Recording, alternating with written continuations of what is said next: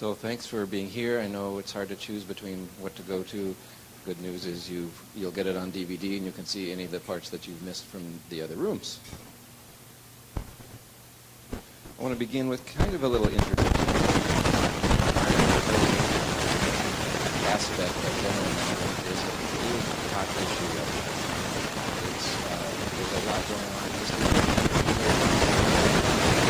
may have heard about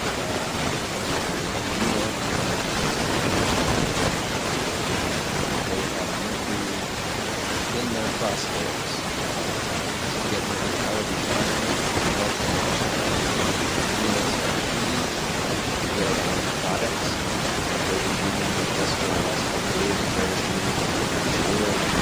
and the IAOMT has been working with our own representatives going to these meetings and making sure we keep in the awareness the dental amalgam as a significant source of environmental pollution.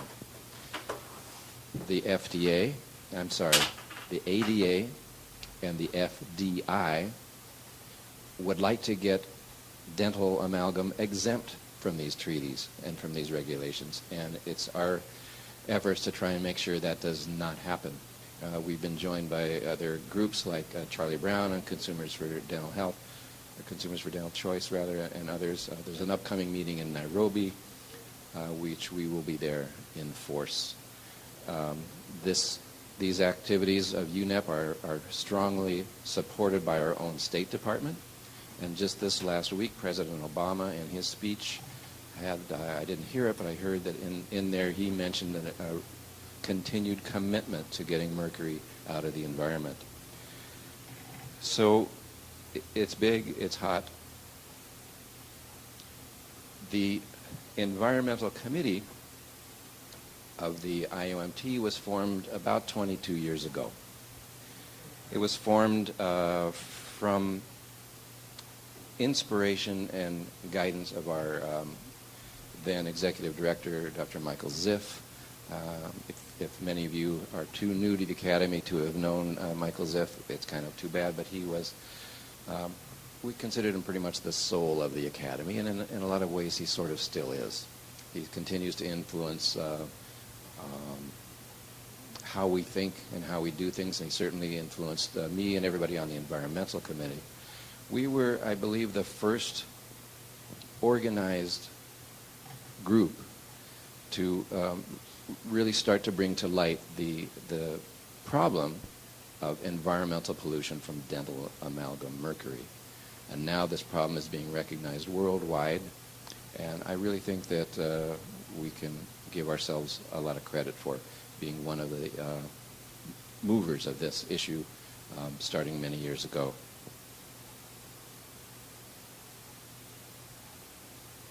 So if we try and define the environment, somebody gave me this quote: "The environment is the surroundings, especially the material and spiritual influences which affect the growth, development, and existence of a living being."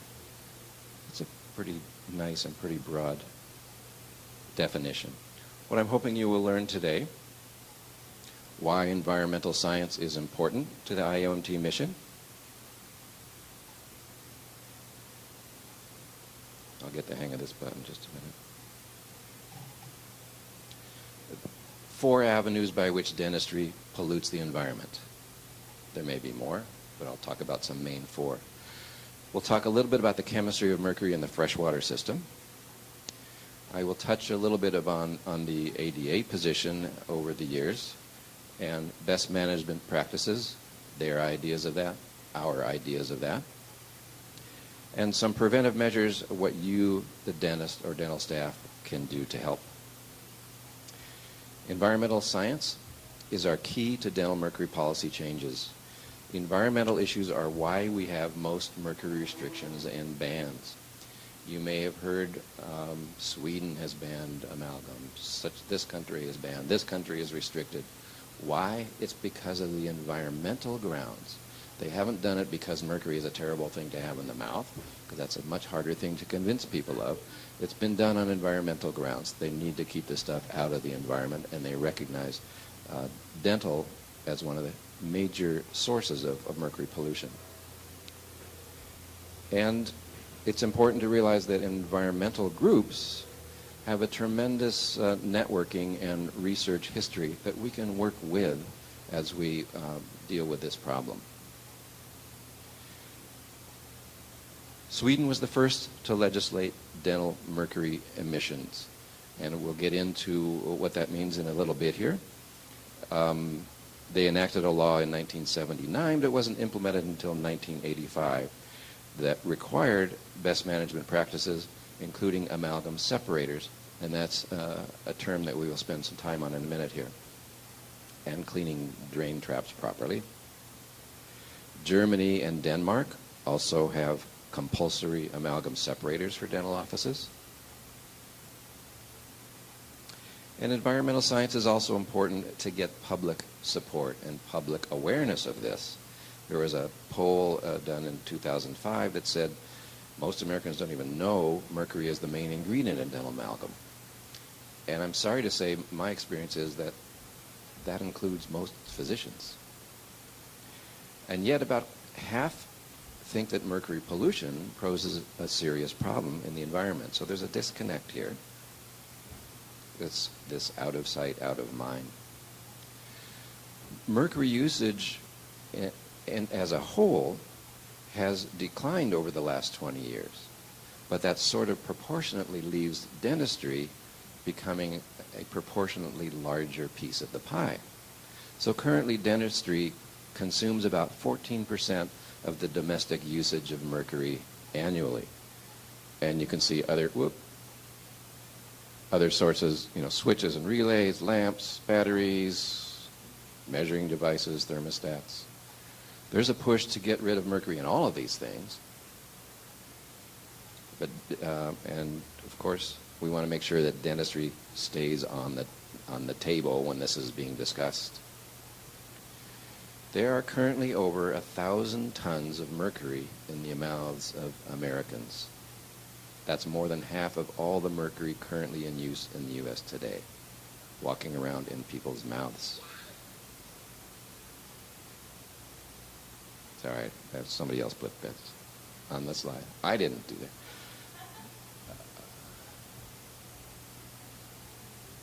So how does dentistry pollute? Well, I do want to give credit to Dr. Pierre LaRose, who put together a good number of these slides. We're going to talk about 4 ways that dental amalgam pollutes the environment with mercury. One is wastewater from dental offices, air discharge from dental offices, crematoria. This is a little more sensitive issue, but we'll talk about that. And human waste.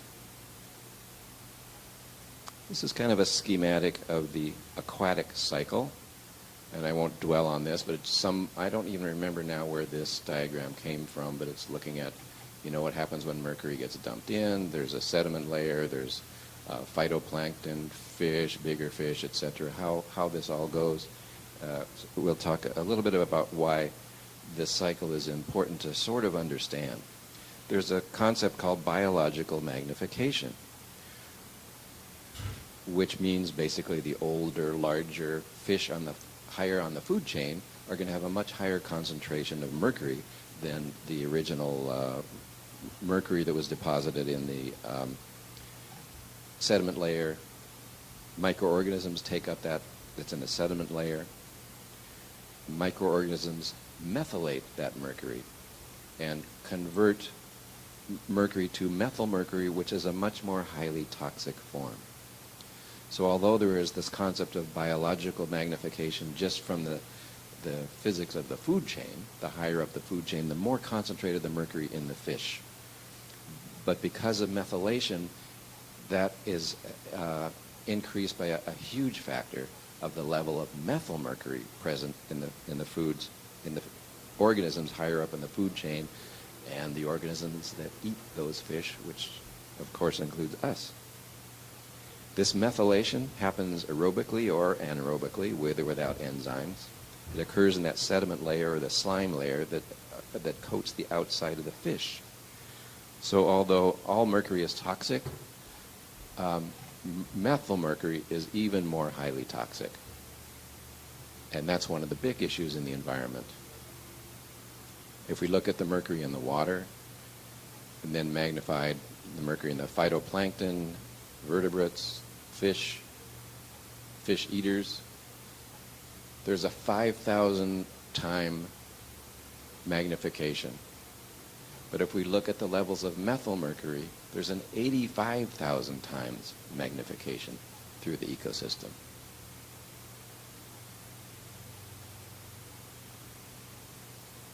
Methylmercury is more lipid soluble.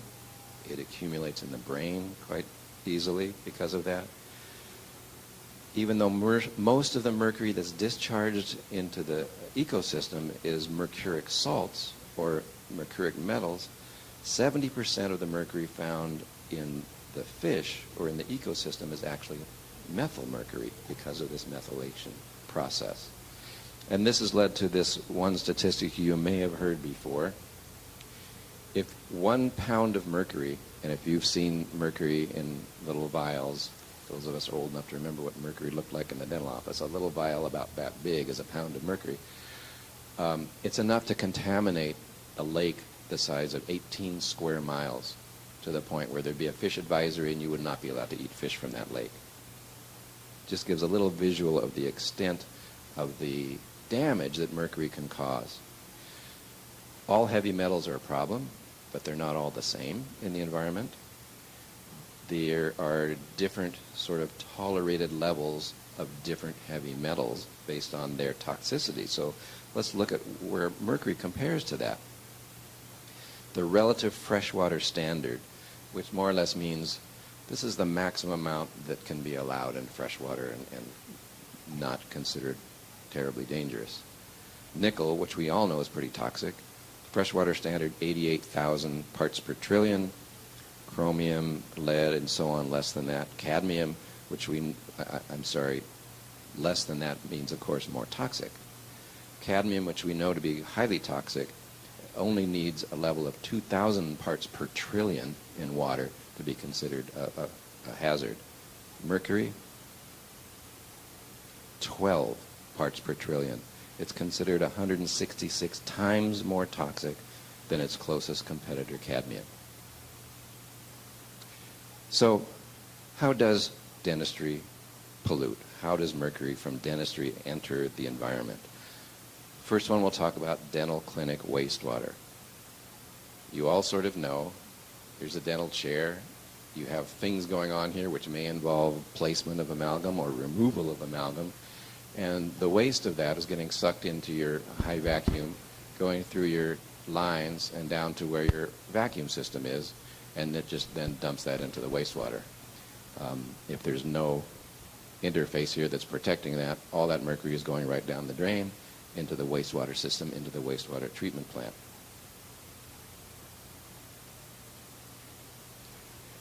Consider also that depending on how long this dental office has been operating, the lines and the tubing in here are going to be caked internally with sludge from amalgam and also kind of bio waste and saliva, junk like that. It's almost like hardening of arteries in heart disease. These lines are full of lined with caked amalgam sludge, which means mercury. So all the time that water and air are going through here, it's volatilizing and drawing some more of that mercury out and going down the drain.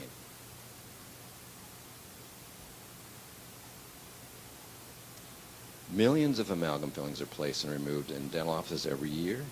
Of course, we all know each amalgam filling contains 50% of mercury. The average, I'm not going to say the average dentist, not every dentist, but the average single dentist removes about 1.5 pounds of mercury per year. Where is it going? If there aren't some very specific controls, that's going into the environment. If you're doing all the safe protocols with the IAOMT, you're doing a lot to protect your patients, your staff, yourself, and the environment. Without those, here's what's happening. Various studies have looked at what's going on with tracing mercury in the environment or tracing it from the wastewater treatment plants where it can be found and measured, because from there you'll see it's going to go into the environment. 40 to 60% of mercury in the New York, New Jersey harbor is a result of discharges from dental offices. The Association of Metropolitan Sewage Agencies says that by far the greatest contributor to the mercury load in wastewater treatment plants, averaging about 40%, is dental offices. In Minneapolis-St. Paul, they considered these sources: industrial sources 5 or 10%, residential 15 or 20%, dental sources 76 to 80% of mercury that ends up in the wastewater treatment plants is coming from dental offices. It wasn't hard to figure this out once they started looking. You just sort of trace back up the lines and find where is this coming from. It's important to realize that wastewater treatment plants are not designed to deal with heavy metals. They're designed to process human waste. The technology isn't there to remove these heavy metals from what's coming in. It tends to settle out in the sludge, or what are called biosolids, because it's heavier. The treated water goes through. What happens to that sludge? Well, depending on where you're located and what your municipality does, it's either going to get labeled as fertilizer and spread on forest land or farmlands, dumped in a landfill, or incinerated. In any case, whatever's in that sludge is going back in the environment. The wastewater treatment plants are under some pressure to minimize the amount of mercury because they can't sell it as fertilizer if the mercury level is over a certain level. This is true also of other heavy metals. So they're feeling the pressure to reduce mercury entering the wastewater plants for a variety of reasons. Now, the EPA has proposed new rules directed at sewage sludge incinerators, requiring more pollution controls. Great idea. It needs to be done. But it's going to cost. 90% of incinerators will need an additional controls at an estimated cost of $89 million just to install, and about $105 million annually. Now, when you hear people say amalgam fillings are cheaper, consider this. This is a huge expense, and the only reason this expense has to be incurred is because of dental amalgams.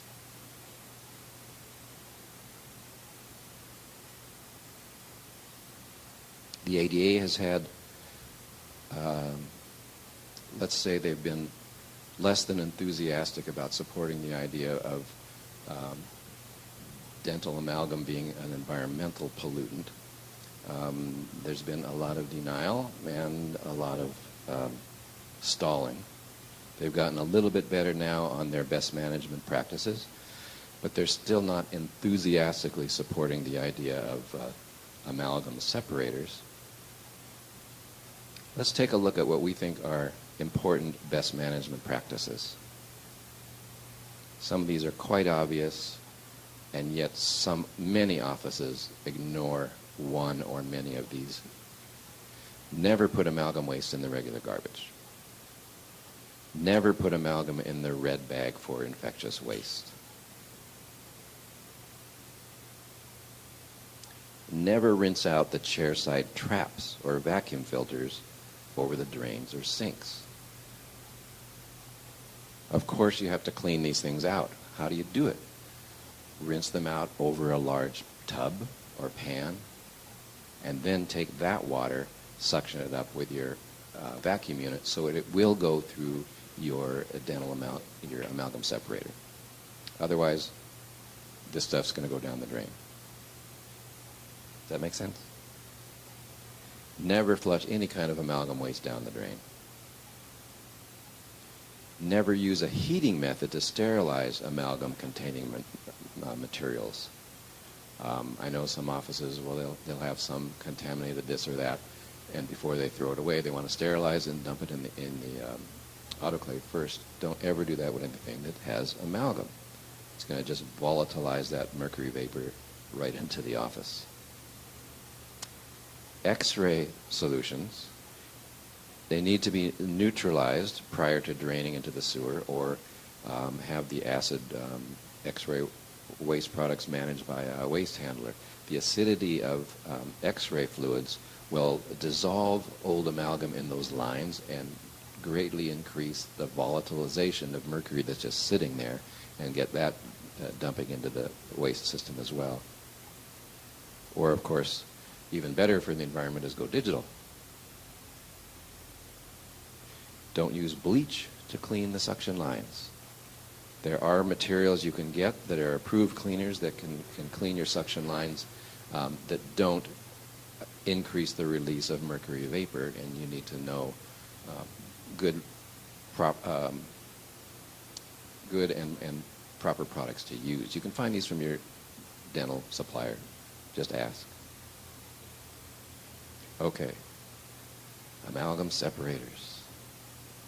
Do they work? They've been known to work for a long time. Here's a study from 1999 from Denmark. When amalgam separators were installed community-wide, that is, all the dentists installed them, they found an 86% reduction in mercury showing up in the wastewater treatment plants.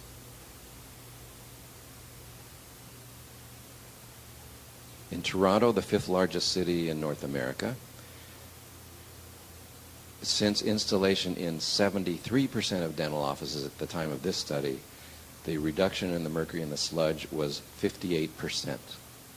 If they had 100%, that's something like 17 kilograms a month. If there was full compliance, if that same community had 100% compliance, that would reduce close to 80%. In Massachusetts, they found a 60% reduction, Duluth 75%, Seattle up to 75%, Spokane, Washington 59%. Some of these come directly from the state of Washington Department of Ecology. So yes, they work. If they worked this well in all 133,000 dental offices across the United States, if we extrapolate in the Toronto data, and if there were 100% compliance, I know these are unrealistic, but let's do it. And what if? We could keep 22 tons of mercury per year out of the environment. 22 tons. Now, for years, as this has come up and the ADA has responded, they continue to say that it's better to work with state and local authorities to convince them to rely on dentists' voluntary measures instead of mandatory controls. Nobody likes to be told you have to do something. But historically, time and time again, voluntary controls do not work. I'm from Seattle. The Seattle-King County area was one of the first to recognize this issue and deal with it. And the Seattle-King County Dental Society said, whoa, before you make, something mandatory, we will educate our constituents and we'll have a period of voluntary compliance. We'll take care of it. 7 years later, even after King County offered a $500 rebate for dentists to install mercury separators, there was 1% of dental offices that had amalgam separators. They finally went mandatory. And Seattle-King County was one of the first in the country to mandate amalgam separators. Now, statewide in Washington, the whole state is mandated. I wish I could say that was nationwide. It's not. Many, many, many areas have no such mandates. I want to look at what are the ideal elements of a mercury amalgam separator. There's a number of products on the market. Some of them have exhibited, probably most of them at some point or another, have exhibited here at one of our booths. You need to sort of pick and choose what do you want to go with. So I'll try and give you some guidelines, questions that you need to ask. Of course, it needs to be effective. It needs to be proven to be at least 99% effective, and that means not just on a bench test where you're dribbling some water through it, but in a real clinical situation where you've got a high vacuum and a high-powered vacuum system drawing air and water through there. It has to be 99% effective. all the companies are going to tell you that theirs is effective, but ask for the evidence of independent testing on that. It needs to be installed centrally. There are some units you can install chairside. The problem with installing them chairside, first of all, you have to install a number of them for every chair that you have. But if you remember back from that diagram, there is the pipes and the tubing that go from the chairside to the vacuum unit. All of that is still caked with amalgam. If you stop the flow right at the chairside, all the plumbing from there down is still going to be emitting mercury into the wastewater. So you have to cut it off right at the end of the line before it gets dumped in the wastewater. In other words, centrally where your vacuum unit is. You need to be sure that proper recycling is being provided.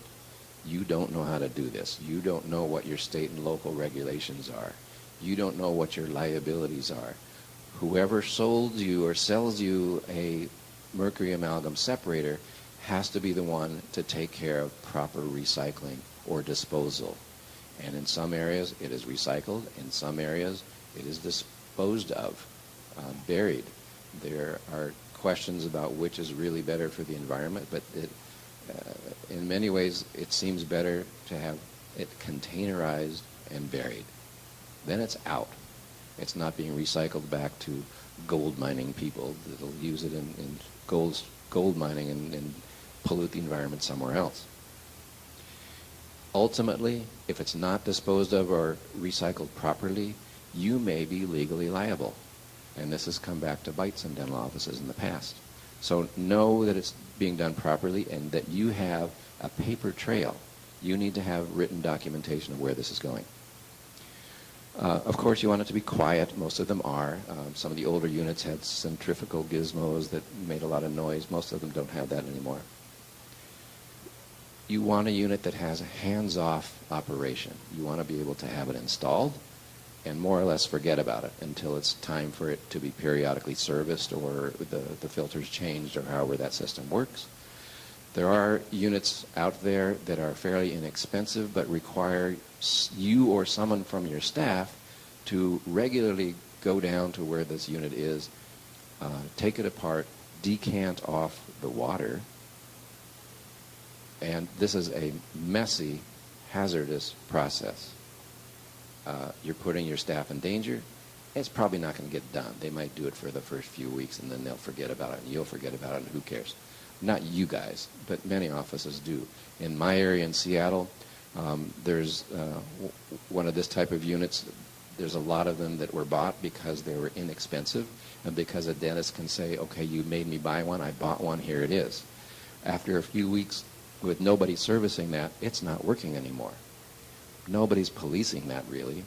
So there's a lot of units out there that have been bought but really aren't being effective. The better units, you don't have to do anything. At a 6-month interval or a yearly interval, the company will come in, swap out the filter or change, however that particular unit gets serviced. Of course, you don't want it to compromise your chairside suction.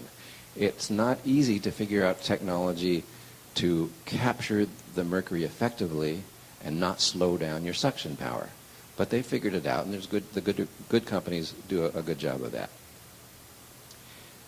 It should have a bypass valve of some sort, so if it should become full, it'll just bypass and not back up into your system.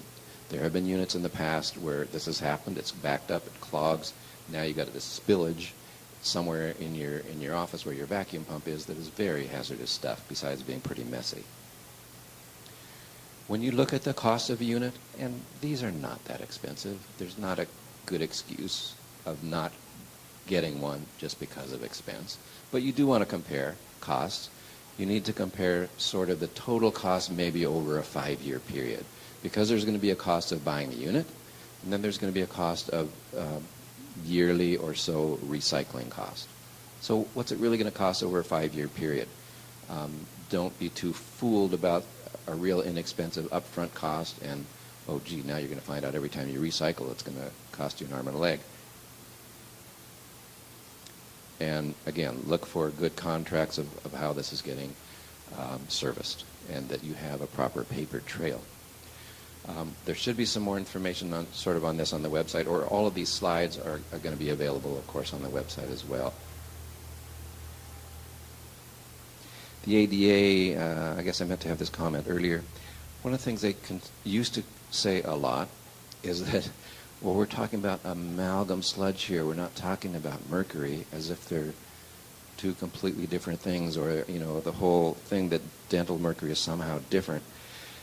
And this statement came from some comments to the EPA, you know, that there's been an unwarranted and costly treatment for a failure to distinguish between availability of a metal under laboratory test procedure versus actual conditions in the receiving water body. Trying to say that amalgam sludge goes down the drain. It's not really mercury. Let's look at number 2, air discharge from dental offices. You may or may not know this, but in your dental office, where your vacuum pump is drawing all this air and water from your chair side, and the water's going down the drain, where's that air going? Well, it's going to a vent somewhere in the outside of your building. Most areas have this required by code. Otherwise, sometimes the air is also going down into the wastewater system.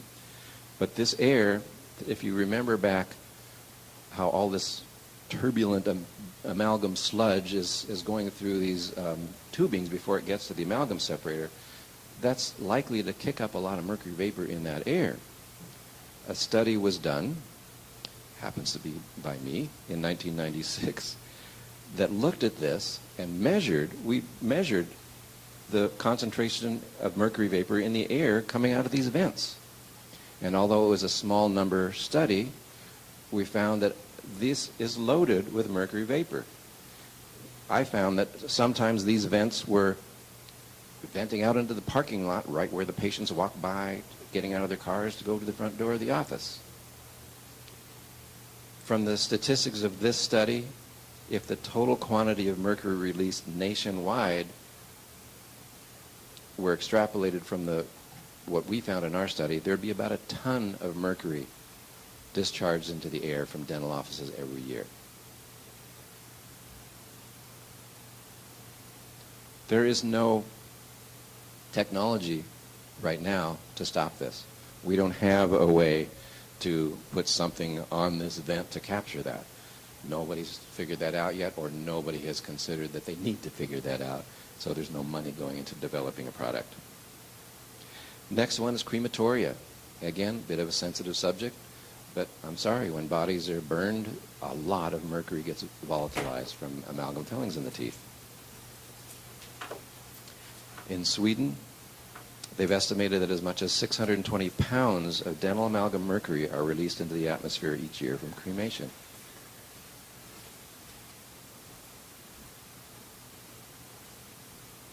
In Canada, about 250 kilograms of mercury emitted from all Canadian crematoria. That compares with, if we look at all of the coal-fired power plants in Ontario, 191 kilograms of mercury released into the air. They're figuring now something has to be done here. This was an article just from last month from BBC News. In the UK, crematoria are blamed for up to 16% of airborne mercury emissions. And now in the UK, many crematoria are going to have to be fitted with extra mercury filtration systems to meet emission targets. Great idea. Extremely costly. Why is it costly? Because of dental amalgams. That's the driving force of these issues. In this same article, they talked about a new technology being developed, body liquefaction. It's now being tested or tried out in a Florida funeral home. They claim the process produces a third less greenhouse gas, 1/7 the energy of cremation, and allows for the complete separation of dental amalgam for safe disposal. Look at that last part here. This is one of the driving forces for the development of this technology, because of dental amalgam. So what are you going to do? Are you going to extract amalgams from cadavers that are buried Install filters on crematoria. Yes, that's happening. This is an issue. Another piece that often gets ignored is human waste. We know mercury gets excreted, often not very effectively in the body, but it's getting excreted all the time. One of the major routes of elimination is the feces. There's mercury in that stuff. So this is this is Pierre's pun, Pierre Lerose's pun, not mine. Good old Swedes to measure this stuff. The average fecal excretion from the Swedish population is 330 pounds a year. That's comparable to the yearly leakage from a modern chlor-alkali plant. In the U.S., the average amalgam bearer excretes an average of 0.1 milligrams of mercury per day in the feces. If we multiply that by the number of the population, maybe take a figure of, say, 80% have amalgams, we're looking at 8.5 tons of mercury per year in human feces. Again, it's going where? Into wastewater treatment plants that don't have the ability to handle that. So let's look at some numbers. These numbers may not be totally accurate, but the magnitude is what's important here. Wastewater, human excretion, 17,000 pounds a year. Dental office, effluent, 4,800 pounds a year. In solid waste, scrap amalgam that we know is getting disposed of improperly or is going to go somewhere, 35,000 pounds a year. Crematoria, 2,800 pounds a year, and so on. Dental clinic air, unaccounted mercury that we know is being drilled out, but we can't account for exactly where that's going, but we know it's being used up and is being drilled out. So combined total, 142,000 pounds of mercury a year somehow being generated by dental offices. 71 tons. What can you do? We talked about best management practices. This is a schematic. I'm not expecting you to be able to read this, but it was drawn up by Environment Canada that's been very concerned about this. We talked about those best management practices earlier, and you can again go back to the slides or find them listed on the IAOMT website. We have to stop using amalgams in dentistry, but even if we stop tomorrow, this environmental problem is going to go on for decades until eventually this all gets out of all people's mouths. We have to have compulsory best management practices in dental office. We have to have compulsory separators in dental offices. I hope that everybody in this academy has dental amalgam separators. It is certainly a requirement for accreditation in the academy to demonstrate that you have these. We can't be policemen and enforce that you can't be a member unless you have these, but hopefully we take the lead here and everybody should be having these, and I hope that's the case. But across the nation, the awareness is not there, and the compulsory is not there in most communities. One thought is to find some way of extracting mercury and heavy metals at the wastewater treatment plants. This could be extremely expensive and makes much more sense just to stop it at its source relatively inexpensively. Can we find politically acceptable ways to, and emotionally sensitive ways to remove amalgams from cadavers, or having filters on crematoria smokestacks? The Dental Material Commission of Sweden, you gotta love the Swedes. Here's a quote from 2003. For medical reasons, amalgam should be eliminated in dental care as soon as possible. As a result, one of our largest sources of mercury in the environment can be eliminated. So it's not about arguing about numbers. It's an opportunity for dentists to make a contribute to environmental protections, starting in their own community. So what can you do? Of course, having amalgam separators. But also take this information, find ways to spread this information in your community, whether that means your local dental community to other dentists, or to the community of non-dentists, so that they're usually the ones that are going to get angry about this first, because they get it. Dentists don't get it. If you can be proactive in your community at getting this awareness into the community, that would be great. We are having the Environmental Committee, which is working actively on things like the UNEP meetings that are coming up worldwide. We're having just a very informal meeting of the Environmental Committee. If anybody is interested in getting involved in this issue, I invite you to come to our breakfast meeting tomorrow. It'll be at 6:30 in the Ceres restaurant over in the other wing. You're welcome to come. Or if you know anybody that wasn't here today that might be interested, let them know they can come. If you have any follow-up questions of me, we can take them later at the speakers forum. But if you have anything you want to ask me about later, take down my email address. Would love to hear from you. And stay in touch. Otherwise, we're done.